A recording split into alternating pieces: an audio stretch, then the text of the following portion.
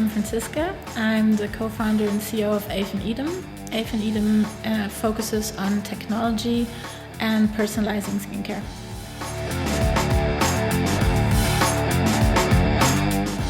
This episode is brought to you by WHU, the Otto Beisheim School of Management. WHU is reshaping the way students learn about business, management, finance, and entrepreneurship through its innovative programs and partnerships in Germany and across the globe. To learn more about this globally ranked university, visit whu.edu today. Hey folks, Garrett here.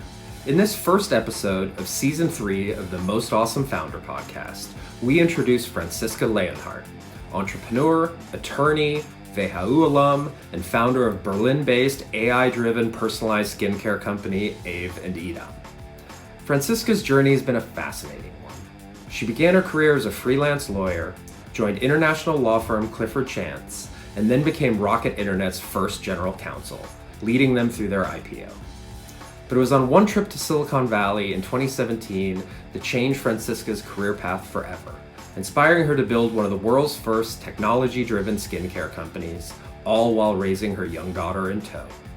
So for you folks who want to learn more about this inspiring founder's journey, the complexities of bridging the technology and consumer goods divide, and the challenges of balancing work, life, and family, this episode is for you. Hope you enjoy it. Coming to you from WHU on the banks of the Rhine River in beautiful Vallendar, Germany. This is the best and most awesome founder podcast. A show about entrepreneurs, innovators, advisors, and educators, and the stories that make them who they are today. Dr. Franziska Leonhardt of Ave and Edam. Thank you so much for having me in your lovely offices here in Berlin today. I've been looking forward to get you on this podcast since we met, I guess, a year ago in Berlin in the Entrepreneurship Center annual meeting. Thanks for having me. Thanks for having me. Awesome. Well, as I told you, one of the reasons I'm really excited to have you on board is we're kind of making, I guess, a focus of this season's podcasts are around inspiring female entrepreneurs in the WHU ecosystem and in the German ecosystem in general. So you are the first of this season to kick it off, so happy to have you. And I think there's so many different things we can talk about, but what I do with all of our guests on the podcast is kind of start with a little bit of storytelling. And maybe you can begin by telling us a little bit about where you come from and your kind of journey that brought you to where you are today. Yeah, so first of all, I'm really glad we have this kickoff chance to show females that it's always worth starting your own. I was actually a lawyer, so probably the most unlikely person to start off my own business. Completely risk-focused. So I studied law, actually doing my PhD in constitutional law, which I think is one of the most exciting bits of law, and started as a private equity lawyer. And it didn't take long for then Rocket to contact me, and they got me to change to being the General Counsel of Rocket. And when I changed, I found a very interesting ecosystem. So VC at that point was a little of a different animal, I'd say. For me, coming from private equity, very small animal. I changed, I went back to Berlin, I changed ecosystems, and I started as a single lawyer in that Rocket, non-existing Rocket legal team. You were the only lawyer, the first one? Yeah, I was the first one. Wow. At that point we were also, I think, only 150 people at Rocket. It was 2012. And then I started, and we quickly grew the team, and I took over also compliance, and then later the supervisory board. And so it was a really great ride, taking Rocket public in 2014. Accelerated book build and what we did before it's delisting now. So kind of a fun ride. And it showed me that, I really like the commercial side and entrepreneurial side of things much more than I like the legal side. And so I started an MBA at WHU to kind of fill in some knowledge gaps. Were you at Rocket at the time when you did that? Yeah, I was. Yeah, I also had a 12-month-old baby. So we IPO'd Rocket. I had a baby, and then I started the MBA. So that was really a ride. Yeah, it was very challenging. And then in the meantime, when I left Rocket, I wanted to do something with a complete focus on operations and entrepreneurship. So I didn't dare at that time to really start my own. So I went over to Klöckner. They were building a steel trading platform, B2B, and they're launching their first corporate venture fund. So I started as a managing director of both of their entities. And in parallel, I worked for a private equity fund as an advisor. And then finally, 2017, I dared to think of starting my own. I completed the MBA. I kind of felt ready. I think it's such a female and German thing to think you have to be ready to start. And I didn't feel ready before, whatever that means. Now I'm thinking, what the hell was I thinking? Why didn't I just start? But I never dared. I always thought I wasn't ready or good enough, or I needed to learn X, Y, Z, and then 2017 I finished in the US, because the MBA with WHU was a Kellogg MBA. And I decided to stay 4 more months in the Valley with my daughter. And I really took time to visit everything I could in terms of technology, have a look at everything, kind of like take it all in and figure out what would be my thing. And I was introduced to my co-founder, who was a computer science professor researching at Stanford and teaching at KAUST University. And we had a heart for technology, and we kept talking about personalized products. So at that point in time, there was hair care, nutrition, gut bacteria, lots of things already kind of en vogue, but no skincare. And I was wondering why that was, and we had a big discussion on why that was, complexity, lots of different angles that you can look from. And we thought we'd start some research on it. And we found really interesting data points on what could affect skin, how many, let's say, layers of skin problems there is. Are they all catered for outside already or not? And after like 3-4 months of research, we started Ave and Edam to personalize products and kind of put more transparency in the industry. So were you inspired to do this? Were you in the US in Silicon Valley when that happened? Was that your mission of going there to find inspiration or to? I mean, I at that point I just knew I want to do something on my own, and I wasn't sure what it should be or what it could be. And looking at everything, you always kind of, you look for inspiration, but you're always very open to maybe even join someone else. I wasn't set on doing this on my own, has to be my thing.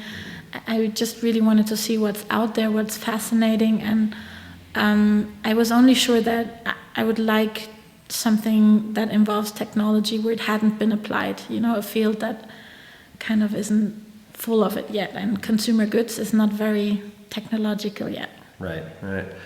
I'm curious, just to take it back to the Rocket beginnings a little bit, because you went from private equity law to Rocket, and then you were kind of in the VC space a little bit, but you were surrounded with the Rocket model. You were surrounded by all these entrepreneurs or intrapreneurs depending on how you kind of look at that model. Was there something in that experience that made you say, hang on, I don't know if I want to be a lawyer, I think I want to be a founder instead? What turned you on to making this big pivot in your career? I mean, first of all, I don't know a lot of lawyers that really love law. So, and I'm very passionate about my work, and I think at some point, and probably that was also why I worked so long at Rocket and why it worked so well, was that I was always focusing on commercial points. So I think in a negotiation, it's always great if you create a win-win situation, and like finding this point, finding out what matters for one person and what matters for the other, and kind of bringing it together in terms of commercial is really is a nice task, right? But I think you meet a lot of amazing personalities throughout the Rocket time. I mean, I'm still in touch with so many of our old founders, and you kind of see how they build things, how it's growing from this tiny shelf company to this amazing kind of living organism, and I really admired that. I think it's very inspirational to see this happening over 100 times, and I mean, it includes failure, but yeah, it also includes the beauty of creating something completely new.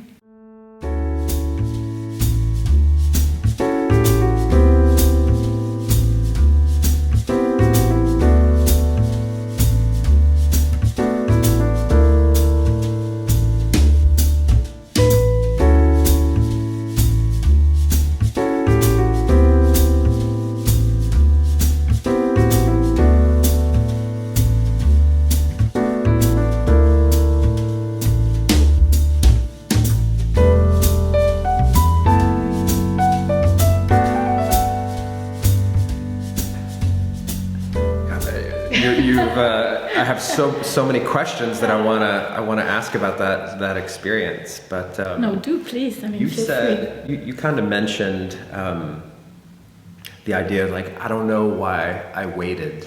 Yeah. I didn't know if I was, I didn't feel like I was ready. Can you unpack that a little more? What do you think you were missing, and maybe what did you find that made you say, now's the time? Let me compare this maybe with a question a lot of girls ask me about having a baby. Yeah, so a lot of, especially younger girls, ask me, so when is the right time to have a baby? So I was in probation time at Rocket when I was pregnant. This was kind of absolutely not the time I imagined, and absolutely not the right time for me. And it kind of made me realize now, my daughter is 6 years now, and and she's perfect, and I'm so happy and blessed I got her. And it makes you realize there's never the right time for something. But when you're younger, you kind of think there's this perfect laid out plan for you, and then there's this right time to have a baby, the right time for marriage, the right time to start, and it's just never the right time, which also means there's never the wrong time, right? So I think, and this is the same for founding, for starting. I mean, I as a lawyer, you're trained to kind of see risks and to assess risks, and the risk of starting something is always super high, and the chances of it succeeding are super low.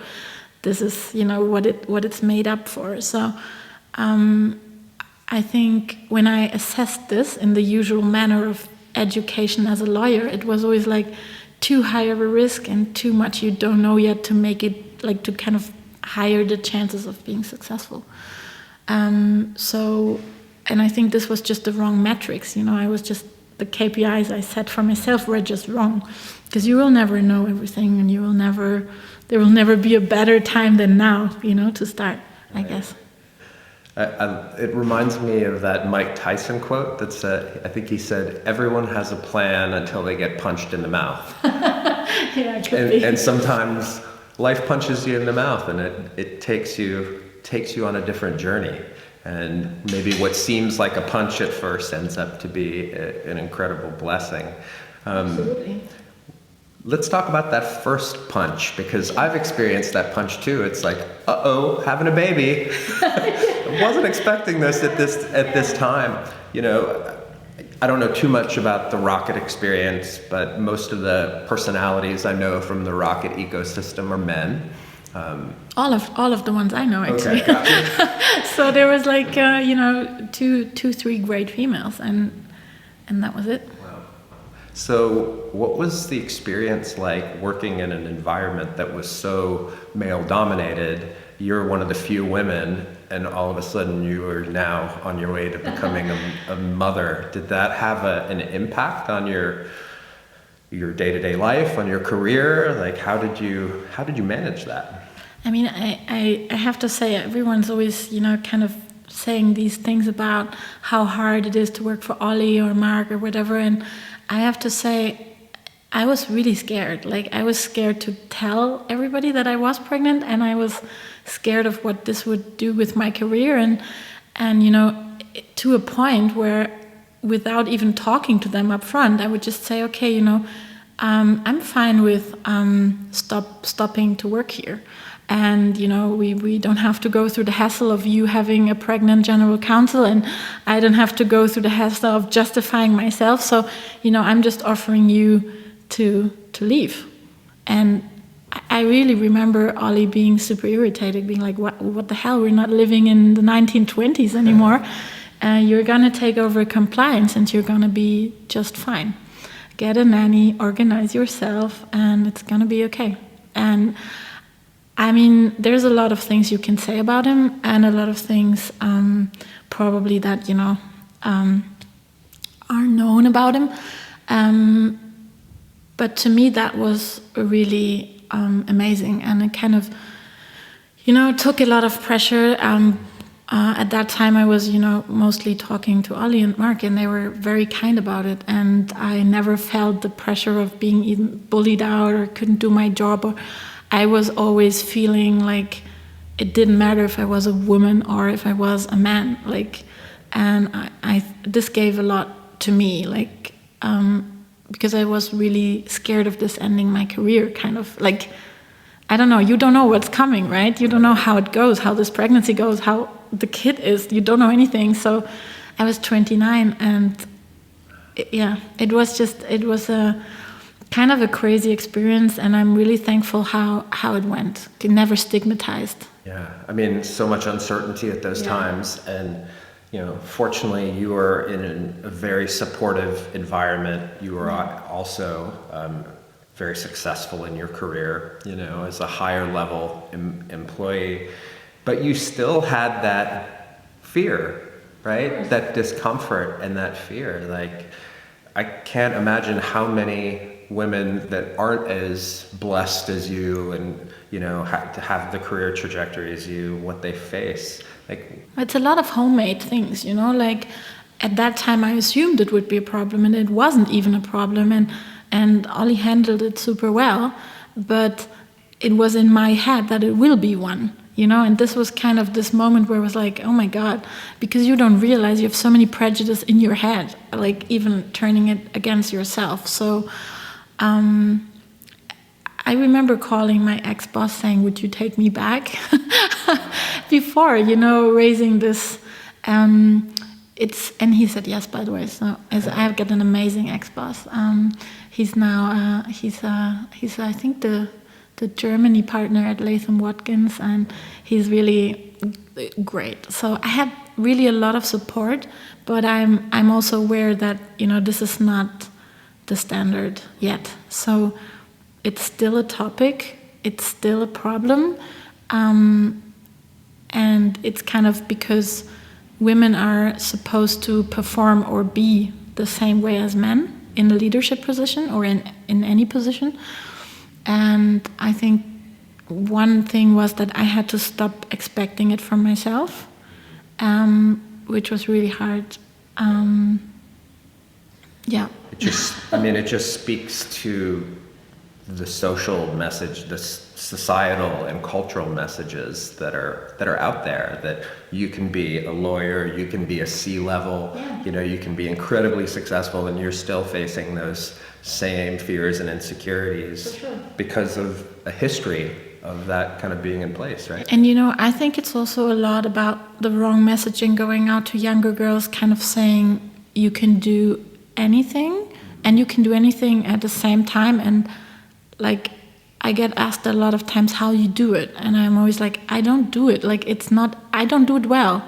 Like, you may think, or it looks so perfect, but it's not perfect. Like, it's a daily struggle, and I mean, you know best.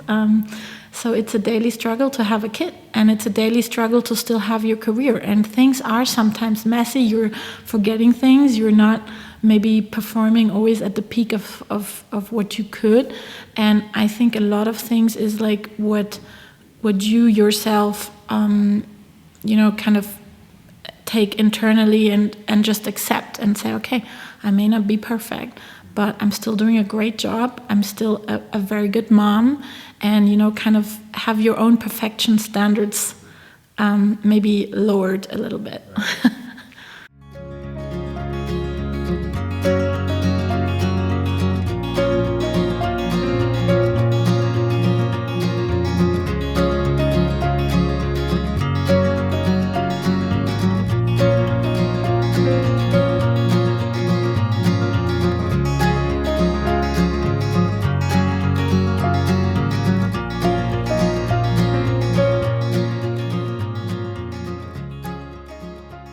So, it's one thing to become a parent or even become a single parent in an environment that's relatively stable, where you're getting a paycheck every month, right? And I sometimes get frustrated when people talk about their startups as their baby, because although there are maybe a few similarities in there is such a profound difference. But I'm interested, like, it obviously takes some courage to be able to continue on your career and balance being a mom at the same time. But to me, it takes a pretty extraordinary amount of courage and risk-taking to be a single parent and then decide to start a new venture. How did you kind of come to terms with, okay, I'm going to leave this very certain, relatively stable environment, stable paycheck, and kind of dive into the unknown with these additional responsibilities as a parent along the way?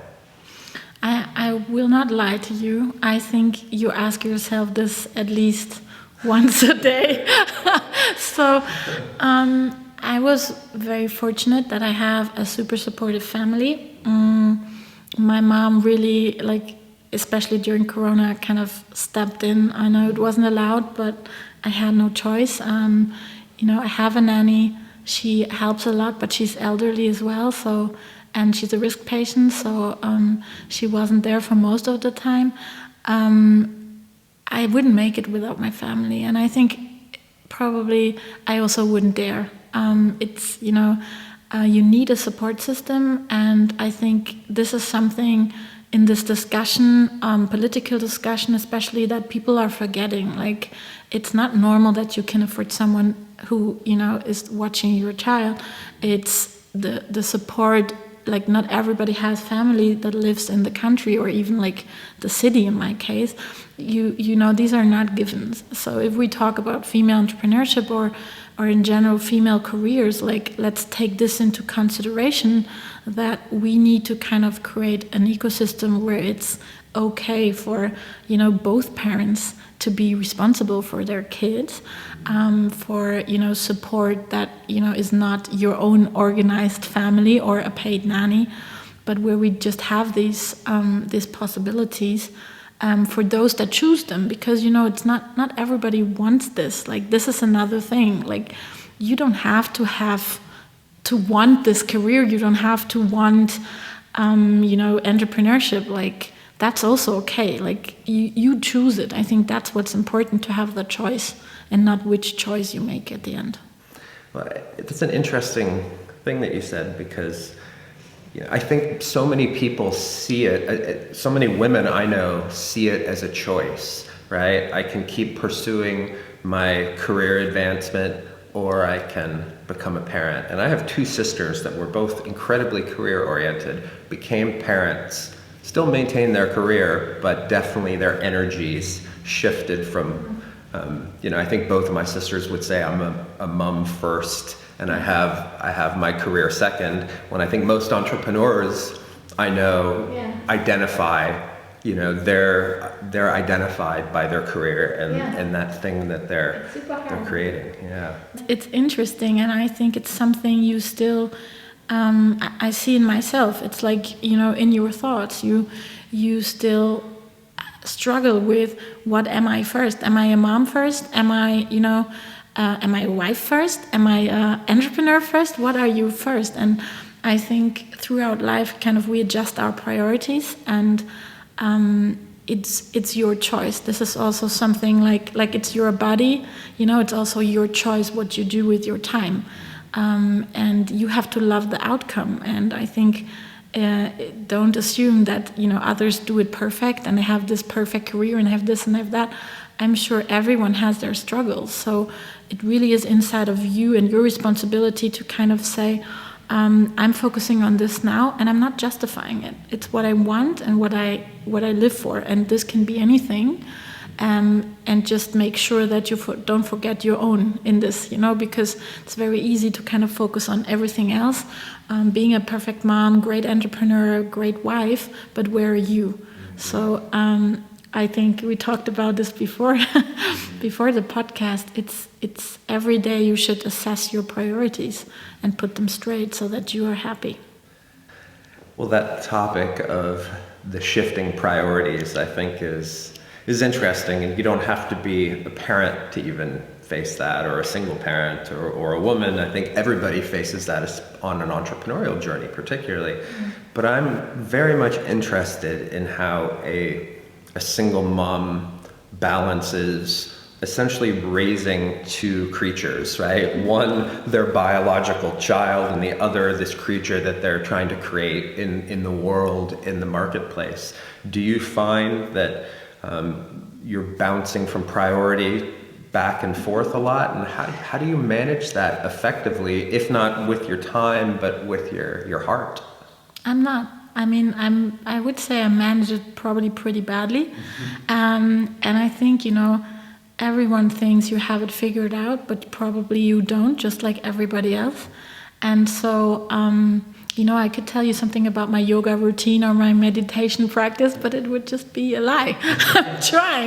I'm trying to squeeze it in. I'm trying to, kind of make space for these things, for reading a book, for hearing a podcast, for, everything should have a space. But I came to accept that probably I can't do everything at the same time. So, I'm always trying my best to kind of create this little, spaces for myself. But I've also recognized that I shouldn't be bothered so much that I'm not doing it that well, But the thought of not doing it perfect is still there. So I think the most important is to speak about it, to kind of take the pressure from others that you can't be that perfect like someone else, or just don't compare yourself. Like, look at what you do, what you're doing great every day, and try to do more of it. And live it by the day. I think I haven't figured it out. Maybe next podcast, We'll have to do a follow-up. Yeah. So, I love the adage, it takes a village to raise a child. I think we could probably have a podcast on that alone. Just the, having family and a community, and you being from Berlin, having these resources around you. But I guess you also have your other family, which are your co-founders and your team. Have they had to adapt to having a single mom kind of as the leader of their organization? And does being a mom affect your role as a founder in any way, or do you just kind of internalize it yourself and power through? It's hard to say. I try never to think of it as something that's outstanding. Like, for me, my daughter is my life, so it's just naturally, like, she's there. She will come to the office in afternoons. She will, take half an hour and go with her bike somewhere. She will be visiting. I will be, taking her for dinner. I try to kind of integrate this, as part of my life, and then also part of everybody else's life. So if someone wouldn't like it, probably they wouldn't tell me. But also, tough luck. Like, this is what it is, and she's a priority in my life, and she always will be. So everyone has to live with it, I guess. It's a package deal. It's the same as in a relationship, like if someone wouldn't like your kid, well, too bad, bye. That's right. Adios. You're done. I hear you. Well, let's talk a little bit about, I think we could talk about this topic there are books to be written about that subject for sure. But let's just talk a little bit about your business.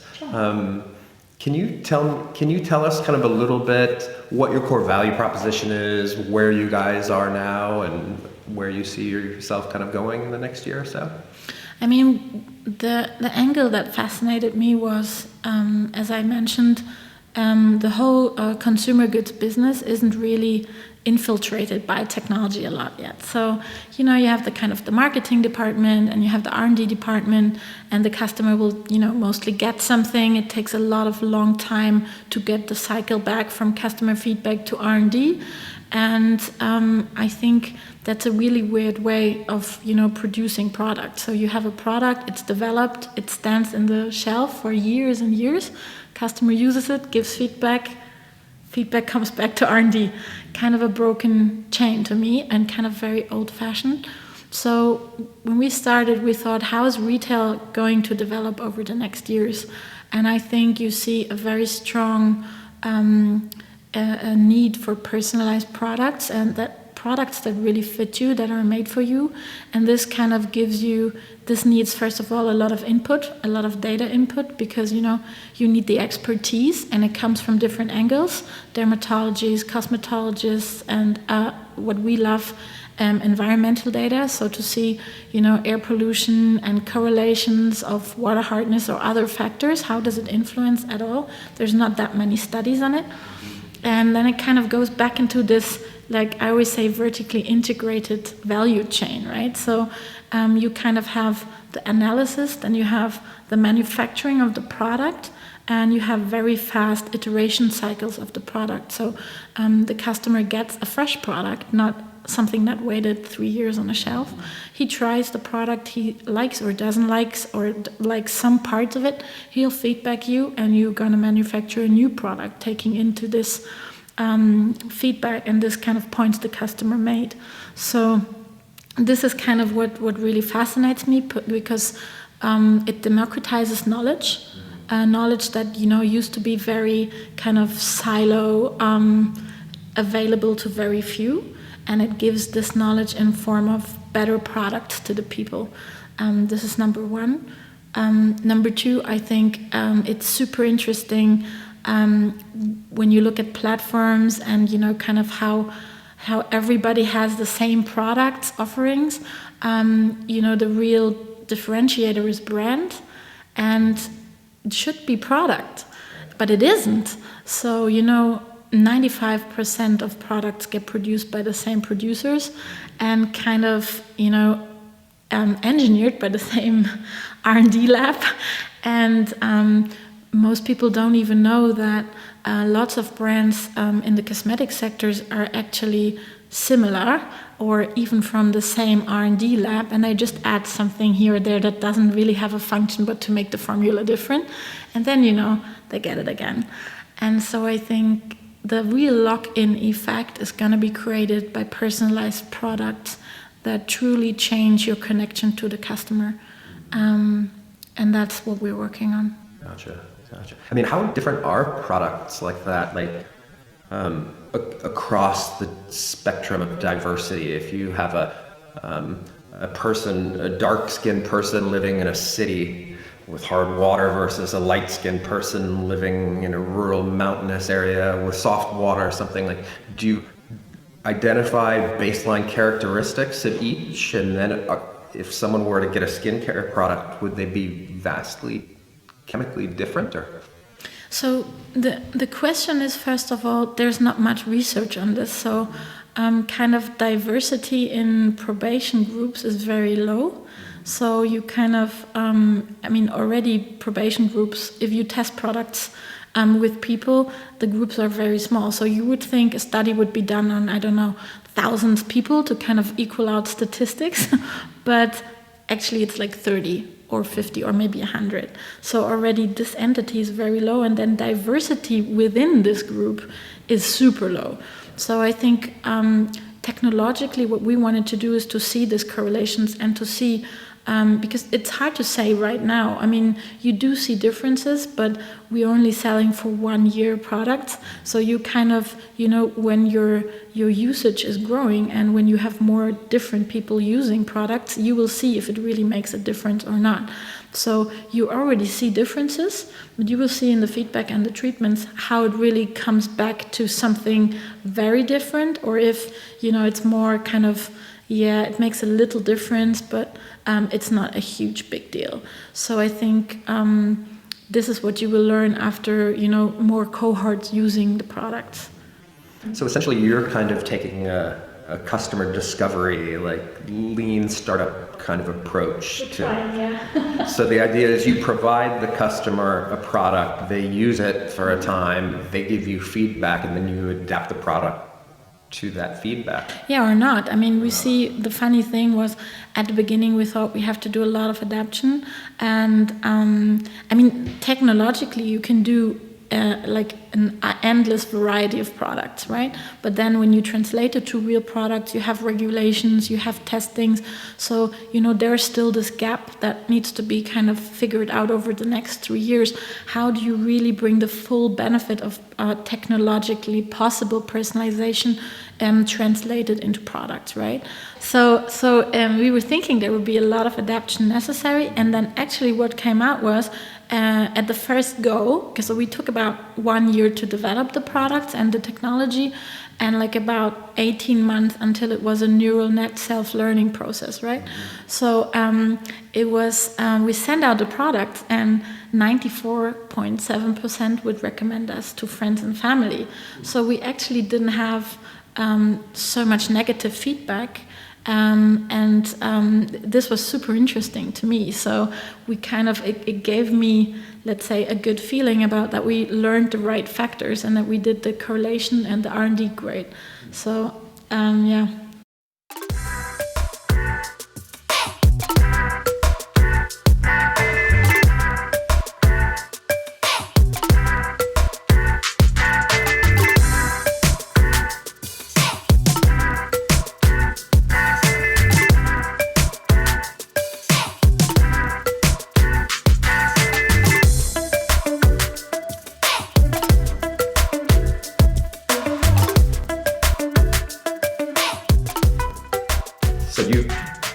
You threw out a buzzword in there that I'm going to pick up on. Bingo! We got a buzzword, bingo. You said neural net. So, I think anybody that hears that word, nowadays at least, that's into technology is thinking about how AI could be transforming yet another industry. How are you using artificial intelligence? Are you compiling the data from the feedback of the customers to continually iterate on the product? Is there... So there's different approaches that we started to do. So one is to bring, or maybe first start off by saying we've been nominated for the technology we built for the German AI Award as a top 3 startup. So I was super proud and super nervous, kind of giving the pitch on that. It was last Thursday. So we kind of tried 2 different approaches. One is to bring a structural, very good base on the ingredient side of things. So also this is why I'll show you later, we have a laboratory, our own laboratory in our office. We have a few chemists working there. So we wanted to start off by really granularly putting data into the algorithm of ingredients, and we soon noticed that actually most formulas out there are more or less the same, and if you have let's say one ingredient, so like shea butter or anything, jojoba oil or whatever it is, it can vary greatly from one producer to the other. So kind of that's where it starts to get interesting. So you have already a very broad ingredient base, which is, super different from where you source the product. So you need to kind of analyze this and put it in a structural base, which requires you to have very granular data on it, because you need to know exactly what's used, and you can't read this out by, for example, crawling product formulations on the internet or so. You don't know exactly what's the percentage of them. That was number one. So that's assessing the supply chain, but not only the producer, but it's almost on a batch by batch basis. Right? Yeah, and it's on a chemical basis as well. So you will have different interactions. You will have certain constraints that go for one chemical, don't go for the other. You actually see different, let's say, different substances when they come from different sources. So you do have a different ground than for the algorithm. So that's why it's super important to know your source and to have the data sheet. So, and this is, some ingredient producers started to do this. There are some, bases for their own ingredient where they started to do this, but there's no interaction, and it's still a lot of a manual process to look up these ingredients and connect. So this was number one, and this was why we started our own products, because we needed to have the very granular detail of products. So when someone says personalization to me, the first thing I think about is, well, I think everyone's trying to move in that direction: personalized medicine, personalized health, personalized nutrition. But when I think of personalization, the first thing that comes to my mind is, well, there's going to be a problem with economies of scale, right? How do you personalize these products and still stay competitive in the marketplace? Do you have to be at a significantly higher price point and leverage that personalization as a differentiator? Or can you, you're also playing in a space with a lot of luxury brands where people are paying a premium just for the brand. And it's crazy to see, to see how the beauty space works is pretty crazy. And coming back to what happens then, the outcome is you get more transparent and probably better, more resourceable, more environmental friendly, sustainable products, right? Because you source right and you translate it into the right product for the customer, which equals less waste. It equals more the usage of kind of the latest sustainability thoughts on materials and everything. And I think if you kind of think this through, this is already saving you a lot of money. So number one, you're not overproducing, you're not ordering more than you need, your net working capital is kind of in a good place because you're just in time producing. So there's a lot of advantages on this.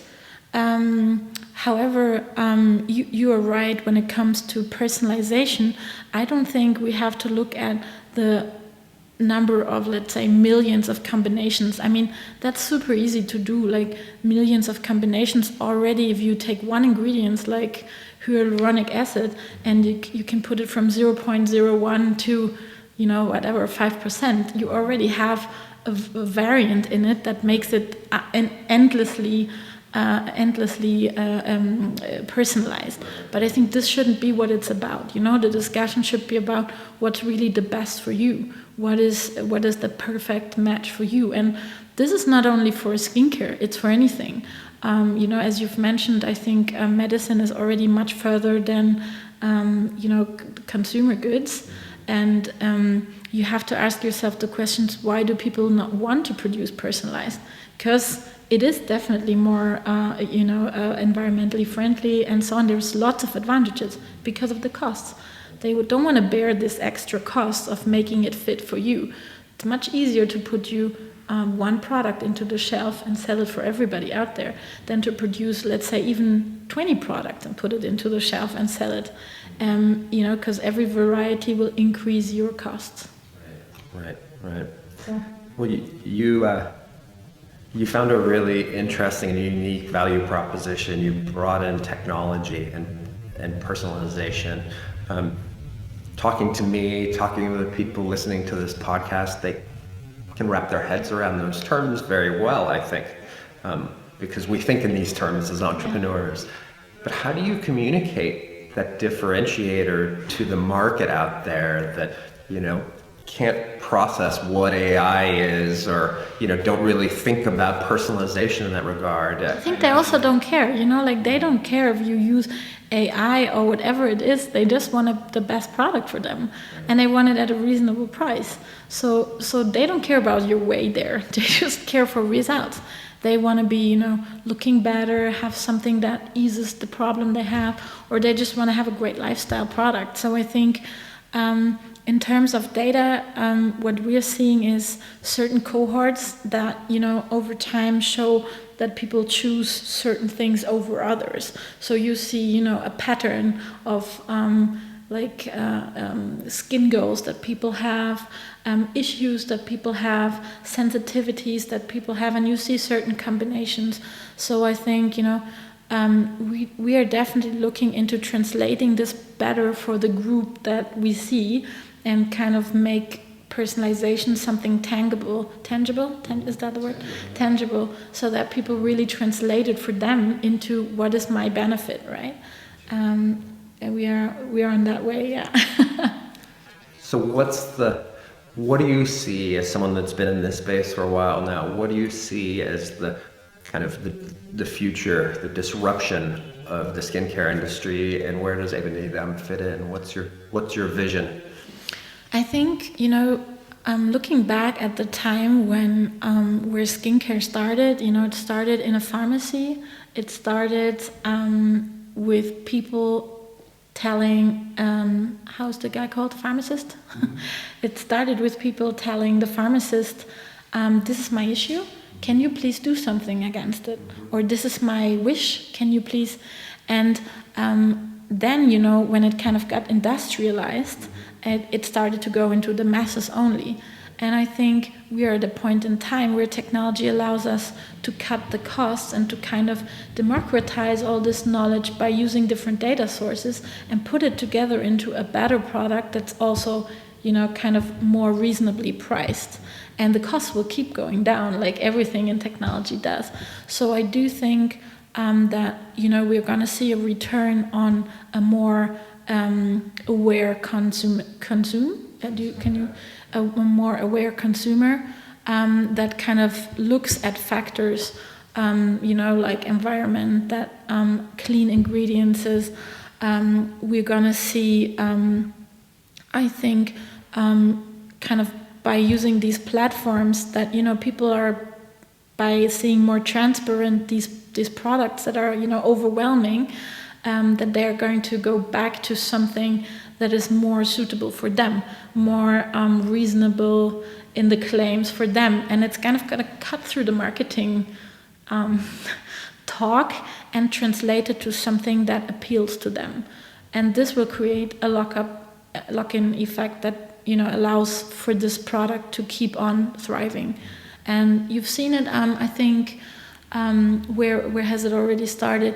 I think you're seeing it a little bit in the nutrition sector, where people are kind of willing to spend more money on better quality products, on cleaner products. You can see it in fashion. I think it's just starting in fashion. People are looking behind the scenes, and this is also some great ventures like Vestiaire or others picking up on this. And I think, we're going to see it in cosmetics starting soon. And personalization is just giving it a form. It's not, it's not about being the most hyper-personalized. I'm not sure yet that hyper-personalization is the way that will come out. It has to be a fit for you. And I don't think you care if there's a million others out there, or if it's, just, let's say, 100,000s of combinations. You don't care. You want the right product, right?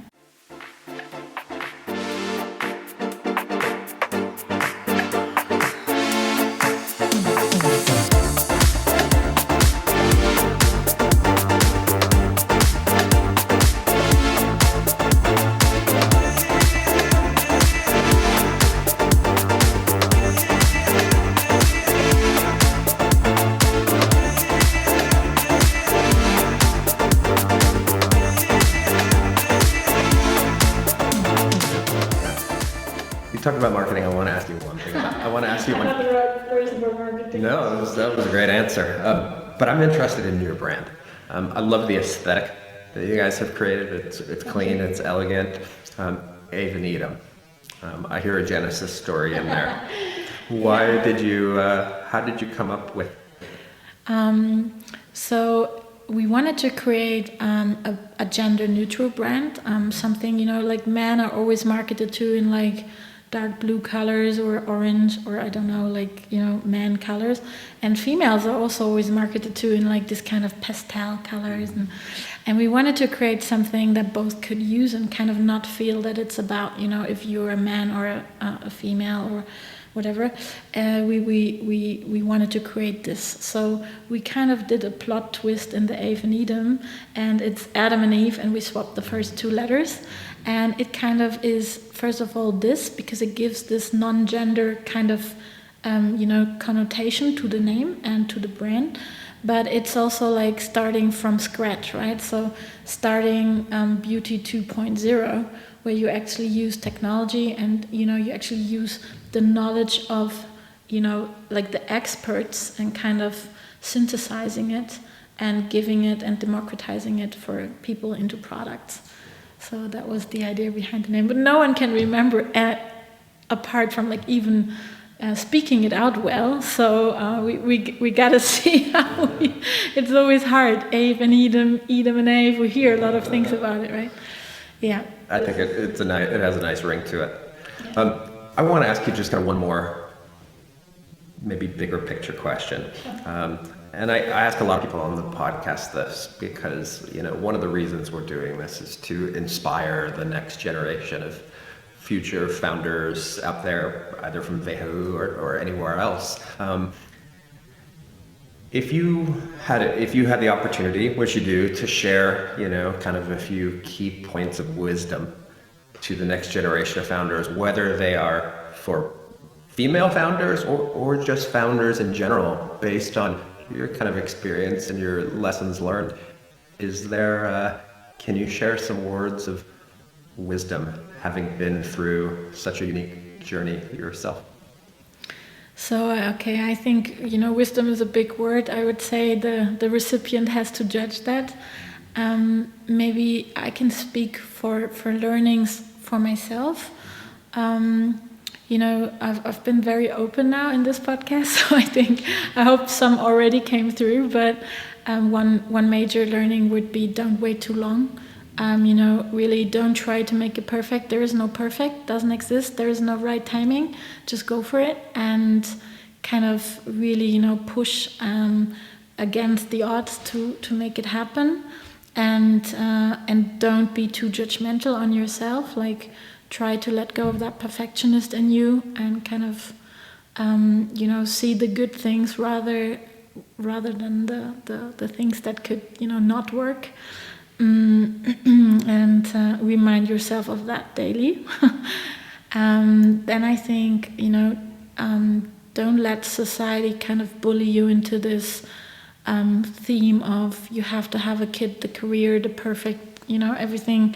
Like, one is the perfectionist inside yourself that you need to kind of let go, and the other thing is don't let anyone put their theme on you. Like, there is no perfectionist theme. No one says that you have to live, married, unmarried, with kid, without kids, careers, no careers. It doesn't matter. Like, in the end, set your own KPI for happiness, and don't let society give you these KPIs for your happiness. Set your own KPI for happiness. Yeah. That'll be on your Wikipedia page one day. As your go-to quote. I love that. That's really profound, and I think not enough of us do that. And I think it's an interesting challenge for entrepreneurs in general, because in many ways we are hardworking, motivated, kind of have a plan, have a vision, and are trying to execute on that vision. And the whole world around us is kind of in teaching us to be an entrepreneur. It's like, have a vision and execute on that vision. But I think anyone that's done it a few times realizes that, you can never fully execute on that vision. And, I think That's why we're seeing so many entrepreneurs getting into Stoic philosophy and, getting into, I can't count how many times people have quoted Giuseppe Pareto and, the 80-20 and nothing is ever perfect in business or in life, right? Yeah, I mean, it sounds so hollow when you kind of, I'm always laughing because, I try to give advice to my 6-year-old on, be more brave than mommy, do this and more, and do this more, do this less, how it is, right, with kids. And when I did this pitch at the Artificial Intelligence Awards, I was so excited I forgot to kind of to say half of my pitch, and she was watching. I let her stay up, and she was afterwards. She was like, I was calling her, and I said, did you learn anything from tonight? She's like, yeah, I learned that you didn't win. I'm like, thanks, honey. That's an awesome learning. And I was like, did you learn anything else? And she was like, yeah, you were so scared, and you did it anyways. And I was like, yeah. And I think this is important. Like, you can be scared, you can lose your faith, you can kind of be hard on yourself, but there's always someone's watching, and it can be your daughter, can be your friends, but kind of make sure that they see that it's not always perfect, and you can bang perfection quotes at their heads all the time, but try to be open about this. And I think, for me at least, try to share, because I think it's a normal thing to be afraid, it's a normal thing to be scared. And I shared that actually on stage. I said, I'm so nervous. And half of the people were like, oh my God, she's so girly. She's nervous. She's at an AI pitch. Do we care? No. A robot is going to do her job. And the others actually came up to me after the event. They're like, it was incredibly brave that you said it, right? So speak up, share your fears, share the non-perfection, and share your failures. And it's easy to speak about success and how you made it, but when you're not there yet, it's hard. And share these moments. I think it's kind of giving more to others than the perfection story at the end, right? So much wisdom in there. Authenticity, vulnerability. But I love it that one of the most profound messages came from a 6-year-old. Mommy, you were scared, but you did it anyways. God, that can be translated into just so much. So good parenting lesson you gave there. That was wonderful. I wrap up all the podcasts getting a little bit of insight into the person and not just the career of the person across from me. So, Franziska, I've got a couple fun questions maybe you can share a couple insights into. First of all, is there a book on your bedside table? Is there something that you are reading? And the reason I'm asking is, every time I've visited someone's home, kind of the first place I look is their bookshelf. I feel like you can learn so much from what is on a person's bookshelf. Can you share something that you are reading or have read recently? So if you come to my house, I have a very weird ritual. So I read a lot, and I really love reading. I mean, a lot less since, the kid, but I still love it. And whenever someone comes to my house the first time, I'll let them choose a book and take it. So many people out there who have an old book of mine. Bring it back? Yeah, no, please bring these books back. No, but I'm really ashamed to say what I'm reading actually right now. I'm reading Funnel Traffic, I think it's called, and it's about how you kind of build your funnels to increase traffic and conversion. Someone recommended it to me. It's kind of one of these books that probably get sold on Home Shopping or something. It's like a really pushy book on sales, but I love to read them from time to time. So I'm sorry I have to crush your philosophic picture of me. I'm reading. That's so funny. I love it. I love it because of all the answers I've heard, they've either been deeply philosophical. They've been a lot of science fiction, definitely a few that are like, I only read children's books because I have 4 children at home or whatnot. So that's a really good recommendation. Traffic Secrets. I think Traffic Secrets or Funnel Logic or something. I can look it up. It's from Brunson. Awesome. It's very salesy. I will check that out actually because I'm a big believer that there's 2 roles for start founders. You either build stuff or you sell stuff. Yeah. And if you don't know how to build stuff, you better be really damn good at selling stuff, right? So that sounds like a great reference. One other question. And I feel like I've repeated this line so many times because I've done so many interviews in Berlin, but you are in arguably Germany's music capital. What's on your playlist? What's cycling on your playlist these days? So there's 2 things. One is probably the part where I just relax, which is just like, it's really just music. And it's really embarrassing. I'm like into pop and the charts, so super boring things. But I think sometimes normality takes your mind off, deep thinking, and you need a break, so you just listen to something. Hip hop, R&B, okay, all the profound stuff. And the other thing is I really like to hear podcasts. So when I drive from work to work, wherever I drive, I always use the time in my car to hear some podcasts. The last one I heard was the Pandemic Files with Dan Ram and Jules Spark. And, I was on their podcast, so I wanted to listen to the other founders, and really liked it, how people handle Corona in a very different way. So kind of cool to see that, again, so much wisdom on that, because in crisis, reality shows. So, Absolutely. Yeah, I bet there's going to be a lot of interesting episodes around that topic coming out. I haven't gone through all, but this is something I like, and Alexander Hüsing is doing also a great podcast. I forgot the name, but I also listen to that a lot. Awesome. Well, Franziska Leonhardt, I thoroughly enjoyed this conversation. I'm glad we finally got a chance to do it, and maybe in a few years when Ave and Edam grows even more, we can do a follow-up. But it was a pleasure. Always great to have another WHU alum across the table. And we'll do it again. Thanks. Thank you. Well, folks, that was Franziska Leonhardt, founder of AI-driven personalized skincare company Ave and Edam. To learn more about Franziska's work, go to aveandedam.com. Next up, we'll be introducing Mirela Volmer, WHU alum and founder of pet health testing and monitoring company Vetivo. We'll be discussing her journey from farm life in Mayen to WHU and Fallender to an ever-evolving life as a founder in Berlin.